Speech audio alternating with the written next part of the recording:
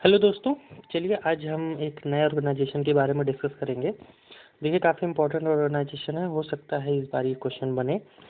जिसका नाम है वर्ल्ड मेट्रोलॉजिकल ऑर्गेनाइजेशन, जिसको हिंदी में विश्व मौसम विज्ञान संगठन कहा जाता है।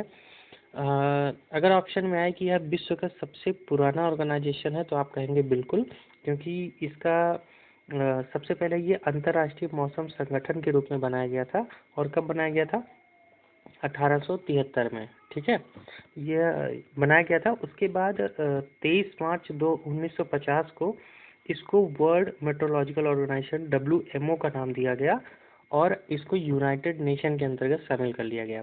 और जब ये बना था तो आप देख ही रहे हैं बहुत पुराना है। 1873 का कोई ऑर्गेनाइजेशन है जो नेचर के लिए काम करे, मतलब इस समय मौसम संगठन के रूप में नाम था इसका, है ना। तो आज इसका विश्व मौसम विज्ञान संगठन के नाम से है, इतनी बात ध्यान रखिएगा। तो कब बना? 23 मार्च 1950। और इसी की वजह से ना 23 मार्च को हम विश्व मौसम दिवस मनाते हैं। ठीक, तो अगर ऐसा कुछ ऑप्शन में आएगा तो आप ध्यान रखिएगा। यूनाइटेड नेशन की यह आधिकारिक संस्था है, मतलब पूरी तरह से यूनाइटेड नेशन के कंट्रोल में है और यूनाइटेड नेशन के द्वारा ये चलाई जाती है। अगर इसके हेडक्वार्टर की बात करें तो वो जिनेवा स्विट्जरलैंड है ना। जैसे कुछ लोग को यार डाउट रहता है कि यार इसका स्विट्जरलैंड में ही इसका ऑर्गेनाइजेशन जितने हेडक्वार्टर हैं वो क्यों बनाए जाते हैं।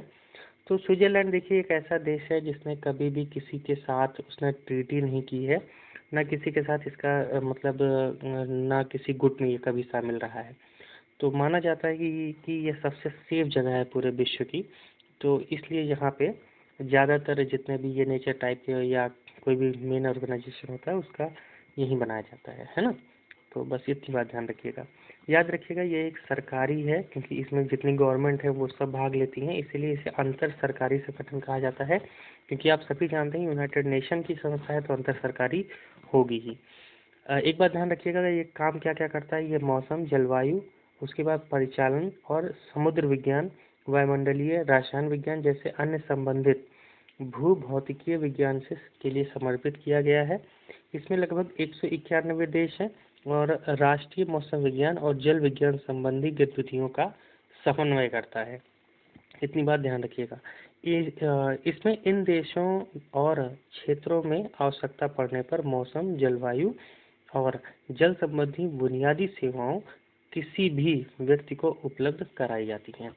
ये इसका टोटल काम है। यहाँ पे आप समझ ही गए होंगे कि विश्व मौसम विज्ञान है तो ये जितने भी जलवायु परिवर्तन होंगे मौसम की वजह से, या फिर जितनी भी समुद्र विज्ञान होगा या वायुमंडलीय रसायन विज्ञान होगा जिसमें चेंजेस आ रहे हैं मौसम में, उन सब का अच्छे से ये क्या करता है, स्टडी करता है। ठीक है। इसके बाद ध्यान रखिएगा ये कुछ रिपोर्टें भी प्रकाशित करता है। तो दो रिपोर्ट हैं जो इम्पोर्टेंट है। सबसे पहला है ग्रीन हाउस गैस बुलेटिन और दूसरा है विश्व जलवायु स्थिति रिपोर्ट। ये दो रिपोर्टें हैं, मोस्ट इम्पॉर्टेंट है। इन दो रिपोर्ट का ध्यान रखिएगा। अगर आपसे पूछ लिया जाए ग्रीन हाउस गैस बुलेटिन किसके द्वारा, तो कहीं ना कहीं समस्या हो जाएगी, है ना। तो इस बात को ध्यान रखना है, किसके द्वारा होता है? WMO के द्वारा। दो बातें ध्यान रखिएगा, ग्रीन हाउस गैस बुलेटिन और विश्व जलवायु स्थिति रिपोर्ट। तो बस इतनी सी बातें इस ऑर्गेनाइजेशन के बारे में ध्यान रखिएगा, बस इससे ज़्यादा जाने की ज़रूरत नहीं है। ठीक है दोस्तों, चलिए all the best to all of you. Please अगर लाइक अच्छा लगा और लाइक कर दीजिए और चैनल सब्सक्राइब कर लीजिए। Thank you so much to all of you.